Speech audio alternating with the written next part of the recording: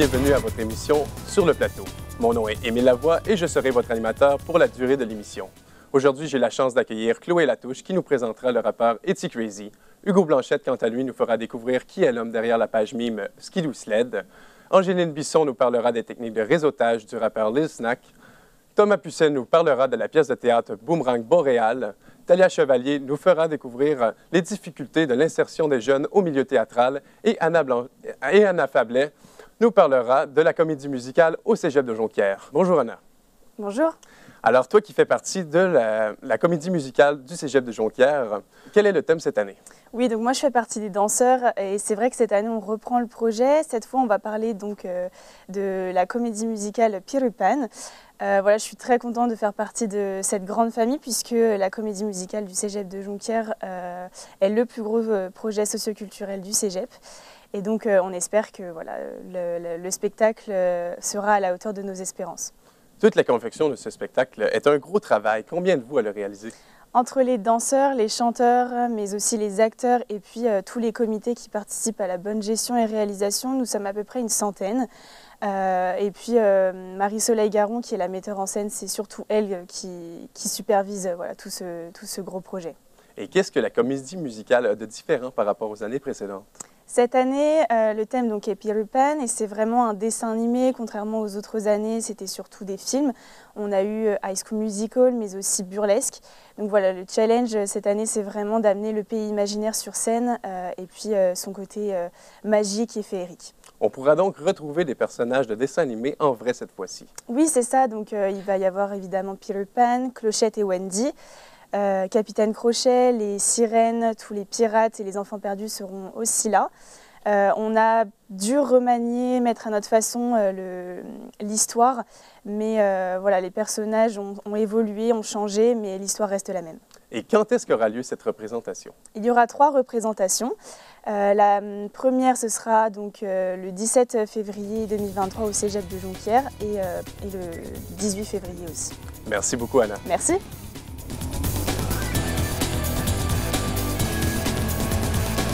Alors, Talia nous parlera de la difficulté des jeunes à s'insérer au milieu théâtral. Bonjour Talia. Bonjour Émilie. Quels sont les métiers du théâtre les plus difficiles à obtenir pour les jeunes? Donc, dans le théâtre, il existe beaucoup de métiers différents. Les plus difficiles à obtenir sont ceux du devant de la scène. Donc, c'est comme dramaturge, metteur en scène ou encore le plus connu, comédien. Et pourquoi les métiers du devant de la scène sont-ils plus difficiles à avoir? D'abord parce qu'ils sont très demandés par les jeunes alors qu'il y a peu de place. En plus, il faut toujours être à la recherche de contrats, courir après les castings ou encore savoir se démarquer. Et ça, c'est vraiment pas facile, m'a expliqué Amy Bedel, étudiante à la fac de théâtre de Lille. Et pourquoi le métier de comédien est-il difficile? Déjà, il faut savoir que les comédiens ont le plus souvent un statut compliqué à tenir qui est celui d'intermittent du spectacle.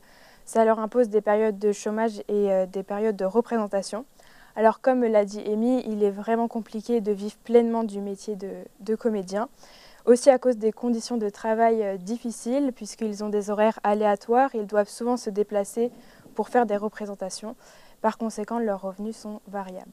Et y a-t-il quelque chose pour faciliter l'insertion des jeunes au milieu qu'ils peuvent faire? Oui, dans le domaine du théâtre, le plus important, c'est de se créer un réseau professionnel le plus tôt possible.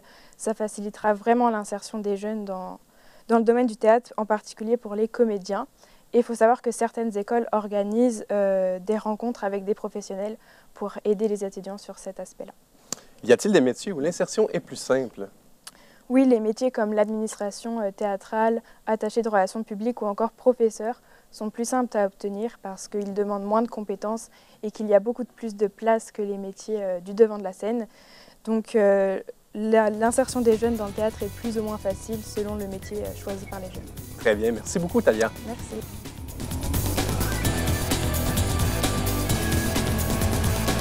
Alors Thomas Pusset approfondira sur le domaine du théâtre et nous parlera de la pièce Boomerang Boréal.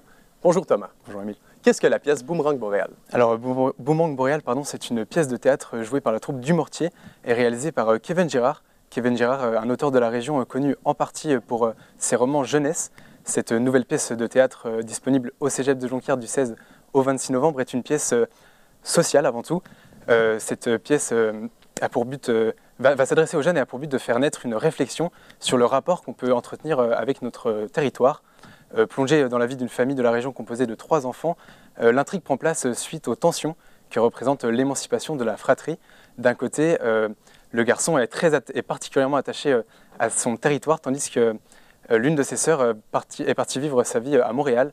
Entre toutes ces décisions, la dernière, elle, ne sait pas trop quoi faire de sa vie. Très intéressant. Et comment cette pièce est-elle présentée et réalisée? Alors, cette pièce est pensée pour faciliter la participation du public. Elle est interactive. Plusieurs fois pendant le spectacle, l'avis du spectateur est demandé, ce qui va permettre de l'inclure. Mais en plus de toute cette mise en scène, l'auteur estime qu'à travers de tels symboles dans lesquels chaque personne peut se représenter, on peut exposer les raisons qui font qu'on est proche ou non de notre territoire. De plus, la situation des enfants, mêlée au regard des parents et de leurs émotions, accompagne le spectateur dans une réflexion qui le concerne directement. Pour finir, à qui doit-on la création de cette pièce? Alors Émile, cette pièce a été réalisée en collaboration avec Place aux Jeunes en région et le Cégep de Jonquière. Elle ne pourrait exister sans la mise en scène de Christine Rivet-Hainaut et le talent d'interprétation de Kevin Girard, Joël Gobeil, Marie-Lou Guy-Deschênes, Christian Ouellet et Mélanie Potvin. Toutes et tous sont soutenus par le Conseil des arts et lettres du Québec et la ville du Saguenay. C'est très intéressant. Merci beaucoup, Thomas. Merci.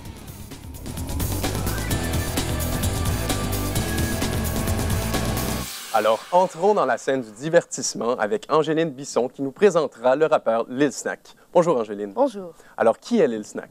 Donc, Lil Snack, c'est un artiste multidisciplinaire qui est basé à Montréal. Que fait-il dans le domaine du divertissement? Donc, tout d'abord, il faut comprendre que Lil Snack est un rappeur qui a développé une chaîne de concerts qui avait comme but de promouvoir les artistes émergents de la scène rap montréalaise. Cette expérience-là lui a directement permis d'apprendre comment élargir son réseau de contacts dans le domaine artistique jusqu'au point de s'étendre aux États-Unis. On parle ici de technique de réseautage. Qu'est-ce que le réseautage et quel est son lien avec Lil Snack? Super. Bien, tout d'abord, il faut comprendre que le réseautage, c'est l'habileté de se faire des contacts dans un milieu précis. Et le lien avec Lil Snack, c'est que les techniques qu'il a développées au travers son développement d'événements, c'est-à-dire au travers les réseaux sociaux et dans la rue, quand il voyait des artistes, il les approchait, bien, lui a permis d'atteindre des grands projets de beaucoup plus grosse envergure, dont aller aux États-Unis et s'incruster dans le domaine du divertissement américain. Il s'est rendu aux États-Unis. Pourquoi cela est-il important? Cela est vraiment très important parce que c'est le premier artiste émergent montréalais qui a été capable de quitter le Québec et même le Canada pour directement travailler avec des Américains. Il n'y en a pas beaucoup qui ont la chance de s'élargir à ce point-là parce que c'est quand même un domaine qui est très petit. Merci beaucoup, Angéline.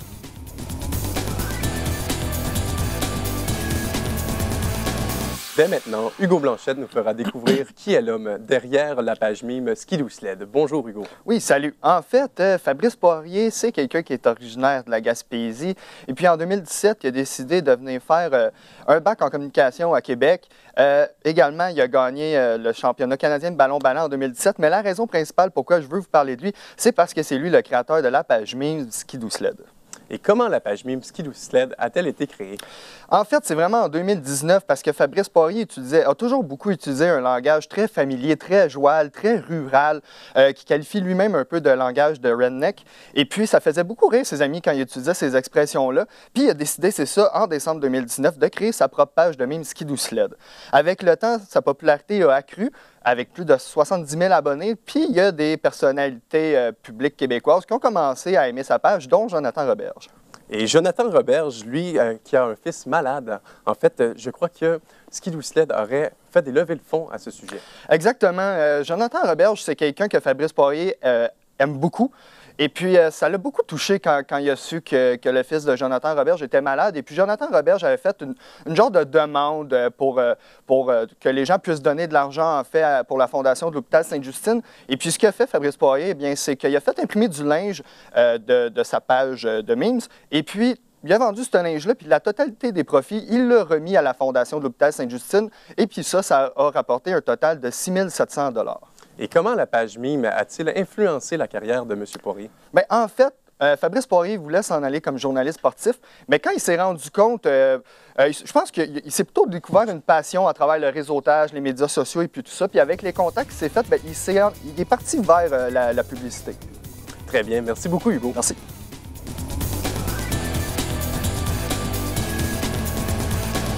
Alors, entrons dans le domaine de la musique avec Chloé Latouche qui nous parlera de Etty Crazy.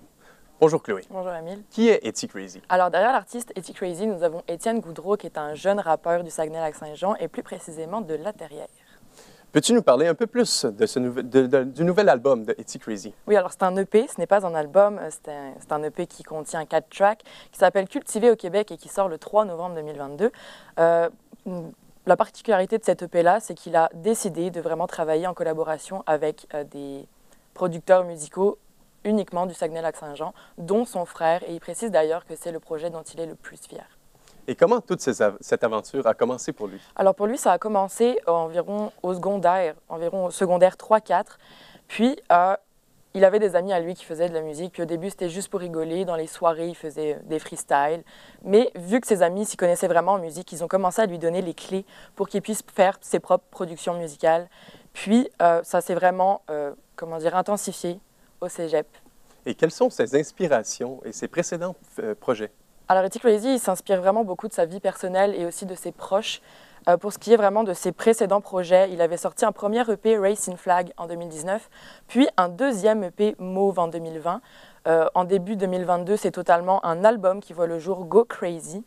Et ce 3 novembre 2022, c'est l'EP Cultivé au Québec qui sort. Très bien, merci beaucoup Chloé. Merci beaucoup, Émile. Cela conclut notre émission d'aujourd'hui. Merci à nos 6 journalistes, Thomas Pusset, Anna Fablet, Talia Chevalier, Hugo Blanchette, Angéline Bisson et Chloé Latouche. Merci à vous, chers téléspectateurs, et à une prochaine fois pour davantage de chroniques culturelles.